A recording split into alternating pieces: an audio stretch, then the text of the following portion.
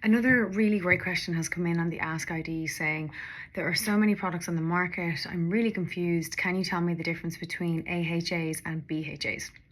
So this is a brilliant question because, of course, there are tons of products on the market and it all gets really confusing as to what to put on your skin and how often and maybe what time of day you should use it for its best effect. But basically, AHA stands for alpha hydroxy acid and BHA is beta hydroxy acid. And basically, the alpha hydroxy acids are the lactic acid and the glycolic acid, and the beta are the salicylic acid.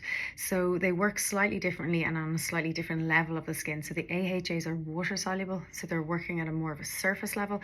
And the BHA salicylic acid is oil soluble, so it's getting deeper down into the pore. So, of course, you do not have to use all of the acids or any of the acids if you don't want to. But if you suffer from an oily prone skin, a tendency to breakouts, for larger pores, then you may want to consider adding salicylic acid into your skincare routine because that is going to work at a deeper level, trying to help to keep those pores clear. Again, you don't always have to use it every single day. Sometimes people find that too drying or irritating on the skin, so you can introduce it slowly and maybe only use it 2 times a week.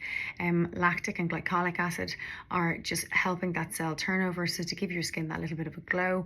And again, some people can only tolerate using something like that once or twice a week. For me personally, I like to keep everything simple so that I don't have to think of which night do I do what, and did I do it last night, do I have to do it tonight. And my absolutely hero product is lotion P50. So this is, to me, magic in a bottle from Biologique Research.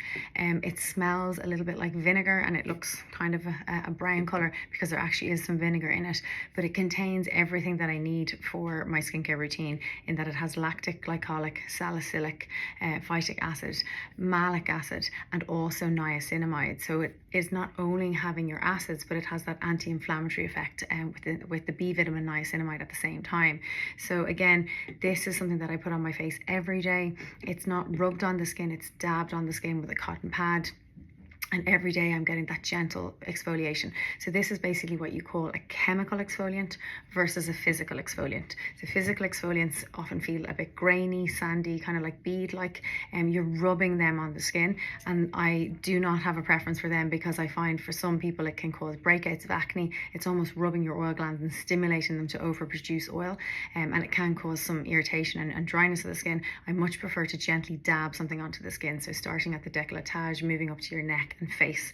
Again, this is a product that should be introduced slowly, and it's not something that you would use every night to start off with on a dry cotton. You actually use a damp cotton, so you're reducing the amount that you're putting on the skin, and after about 2 weeks you can apply it with dry cotton. But again, really great question. Difference between AHAs, BHAs, they're both great for skin cell renewal and cleansing the skin and making it look more glowy and have a smoother texture. But if you've very sensitive skin, rosacea or eczema prone skin, it is really important that you maybe introduce one at a time, and that you would only do it once a week to start off with, and then possibly twice a week. But for me, because of the niacinamide in this and it's anti-inflammatory, this is my go-to hero product.